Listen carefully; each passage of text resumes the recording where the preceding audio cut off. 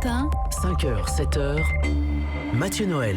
Voici pour les titres de ce 29 octobre 2018. Et aujourd'hui, c'est une vente aux enchères un peu particulière qui se tiendra chez Piazza à Paris. C'est une partie de la bibliothèque de François Mitterrand qui est en vente. Plus de 1000 livres de l'ancien président féru de littérature. Ça permettra-t-il, à travers ces lectures, de mieux comprendre qui était François Mitterrand? Jean-Baptiste Deproyer, bonjour. Bonjour. Vous êtes libraire et expert pour cette vente. Alors, l'intérêt historique de cette vente, j'imagine que c'est pas chaque livre en soi, mais l'ensemble de ces livres et ce qu'ils nous disent de la personnalité de François Mitterrand. Oui, évidemment, c'est tout un ensemble de 1000 livres qui révèlent l'intimité de lecture de François Mitterrand depuis sa prime enfance et sa jeunesse plutôt, à 19 ans jusqu'aux dernières années de sa vie. Vous, votre job là-dessus, ça a été d'expertiser les livres? Oui, de faire le catalogue. C'est-à-dire d'expertiser les livres, de décrire, de dire si ce sont des éditions originales, s'ils sont complets, et en quelque sorte de les présenter. Voilà. Vous avez été surpris parce que vous avez découvert? J'ai été très surpris, surtout j'ai décidé de ne pas porter de jugement de valeur, c'est-à-dire de ne pas expliquer, de ne pas rentrer dans des détails trop complexes. Il y a quand même un gros catalogue qui fait à peu près 400 pages, donc on ne pouvait pas expliquer trop de choses. Alors on va parler des livres, mais déjà pour quelle raison Gilbert Mitterrand décide de se séparer de ses livres? Eh bien ça c'est facile, Gilbert n'est pas collectionneur. Les livres étaient dans des cartons, ils les ont gardés pendant un certain temps rue de Bièvre. À un moment, et s'est posé à lui la question de la destinée de ces livres. Ils sont tous précieux, ils vont le devenir encore plus grâce à vous, parce que la vente a attiré beaucoup de médias et de journaux et de télévision. Donc maintenant, on découvre que ces livres appartiennent à la communauté des acheteurs et des Français. Eva Roch. Vous en avez amené quelques-uns de oui, ces exemplaires. Oui. Il y a un truc incroyable, c'est que dans chaque exemplaire, François Mitterrand avait glissé une bande de papier verticale. Mais de quoi il s'agit exactement? Oui, c'est ce qui m'a frappé quand on a expertisé les livres au début, quand on les a ouverts.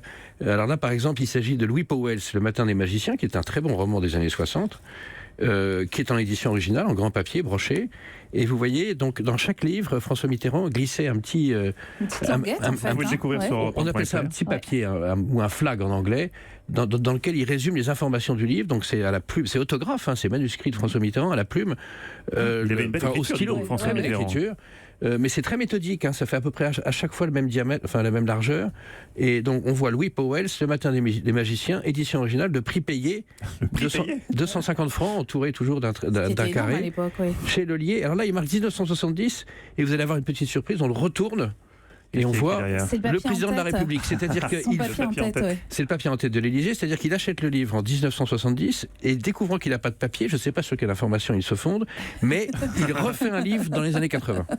Et Jean-Baptiste Deproyer, c'est que des éditions originales, c'est que des livres rares, il n'y a pas de livre de poche, quoi. Non, il y a un livre de poche. Il y a un livre de poche qui est... Je vais peut-être me placer sur cette vente-là. Non, qui est le texte de Pierre Mendès France pour une République moderne, qui a d'abord été publié en livre de poche et qui n'a pas été publié dans les collections plus classiques de Gallimard. Certains ouvrages sont, paraît-il, reliés par Danielle Mitterrand elle-même. C'est quoi cette histoire? Oui, si, Danielle Mitterrand avait appris la reliure chez Henri Mercher, qui est un grand relieur, un grand praticien des années 50.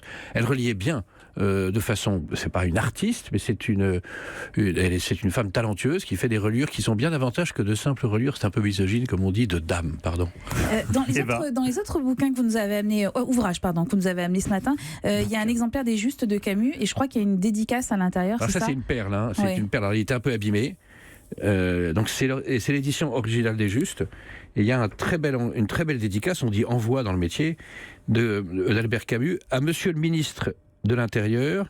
On est donc en 54, en souvenir d'une juste cause, et vous voyez que Camus prend soin de mettre au singulier les justes, et avec l'hommage déférent d'Albert Camus. Bon, Camus a été plus ou moins lié au réseau de François Mitterrand en 43-44, donc c'est pour ça qu'il rappelle ici la résistance à laquelle il a participé de façon assez proche de François Mitterrand. Et il y a aussi dans cette vente des manuscrits de François Mitterrand lui-même. Alors, il y a des manuscrits de François Mitterrand, mais je vous ai apporté un autre livre, je ne résiste pas au plaisir de vous le montrer.